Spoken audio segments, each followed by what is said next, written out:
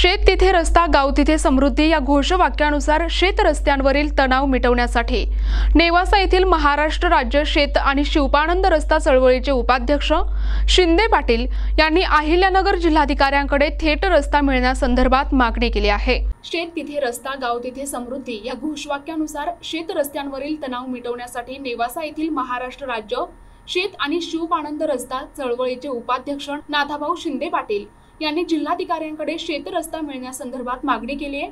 तसेच त्यांनी जिल्हा न्यायाधीश, तहसीलदार, प्रशासकीय अधिकारी आणि शेतकऱ्यांचा संयुक्त मेळावा घेण्यात यावा अशी विनंती देखील केली आहे। कलम 143 आणि 5(2) अंतर्गत वाद, अंमलबजावणीतील अडथळे, अतिक्रमण, अपील प्रक्रिया यावर चर्चा व्हावी यासाठी मेळाव्याचे आयोजन करणे गरजेचे असल्याचा जंगले यांचा आग्रह आहे। जिल्हा न्यायाधीश अंजू एस शेंडे यांची अनौपचारिक सहमती असून जिल्हाधिकाऱ्यांच्या मंजुरीनंतर या मेळाव्याला त्या हजर राहण्यास तयार आहेत। या समन्वयातून शेतकऱ्यांच्या समस्या सुटतील असा विश्वास देखील नाथाभाऊ शिंदे पाटील यांनी व्यक्त केलाय। यावेळी शरद भाऊसाहेब पवळे, नाथाभाऊ शिंदे पाटील, बाळासाहेब तुकाराम थोरात, बाबासाहेब लक्ष्मण, सोमनाथ माकोणे, लक्ष्मण जाधव, प्राचार्य डॉक्टर लक्ष्मण मतकर, अर्जुन आठरे, कारभारी एकनाथ गरड, राजेंद्र गरड, भास्करराव चेमटे, पोपटराव शेळके, विजय हापसे, मतीन खान पठाण, आबासाहेब सोनवणे, प्रशांत चौधरी, महेश पठारे, रामदास पवार, सचिन काळे, संतोष शिंदे, चांगदेव शिंदे यांच्यासह अनेक शेतकरी बांधव मोठ्या संख्येने उपस्थित होते।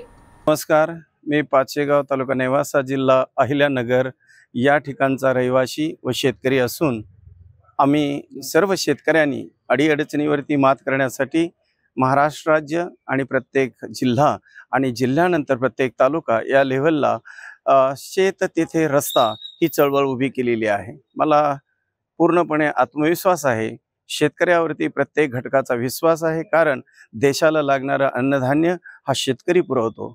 लागणारा अन्नधान्य तयार करण्यासाठी अनंत अडचणीला तो सामोरा जातो। उदाहरणार्थ निसर्गाने पडणारा पाऊस, वेगवेगळे बियाणे, त्याच्यावरती असणारे रोग आणि यातून उत्पन्न मिळून शाश्वत असा हमीभाव नसल्याने शेतकरी नेहमी संकटाचा सामना करत असतो। या सगळ्या संकटाला मात करण्यासाठी त्याची शेती सुपीक असणं आणि शेतीला रस्ता असणं फार आवश्यक आहे।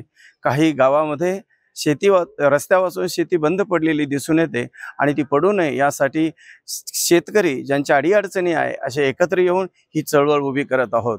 मला असं वाटतं, आम्हाला राज्याचं नेतृत्व करण्यासाठी आमच्याबरोबर जे आमचे चळवळीचे नेते आहेत त्यामध्ये शिंदे साहेब आहेत, त्याचप्रमाणे पवळे साहेब आहेत, शरदराव पवळे साहेब आहेत।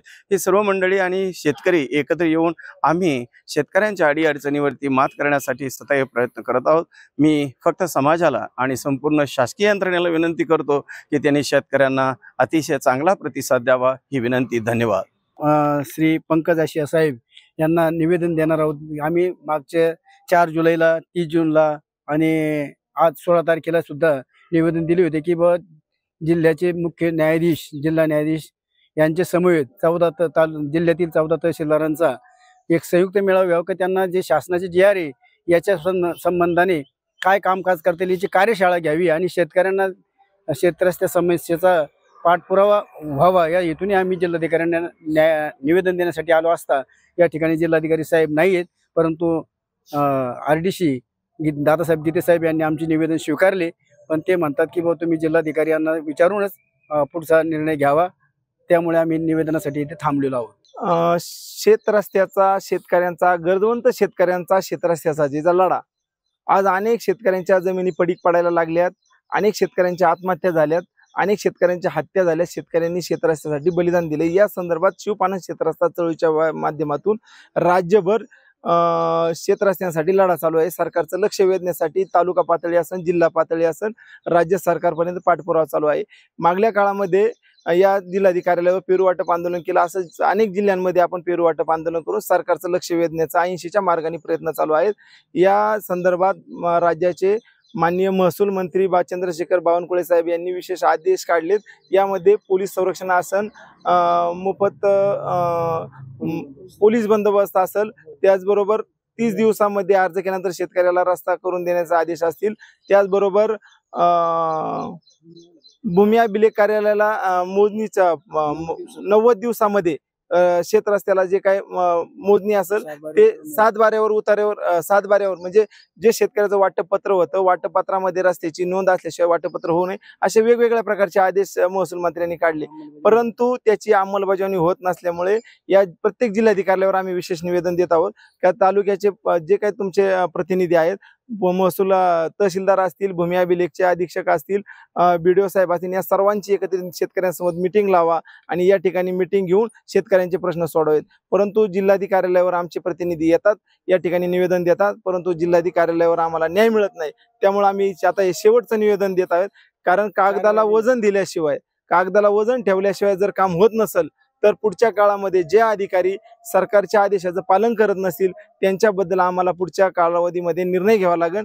त्यानंतर सरकार जर एका बाजूने निर्णय घेते आणि अधिकारी जर ऐकत नसतील तर पुढची तयारी आम्ही आंदोलनाची ठरवणार आहोत. NTV news Marathi, Ahilyanagar.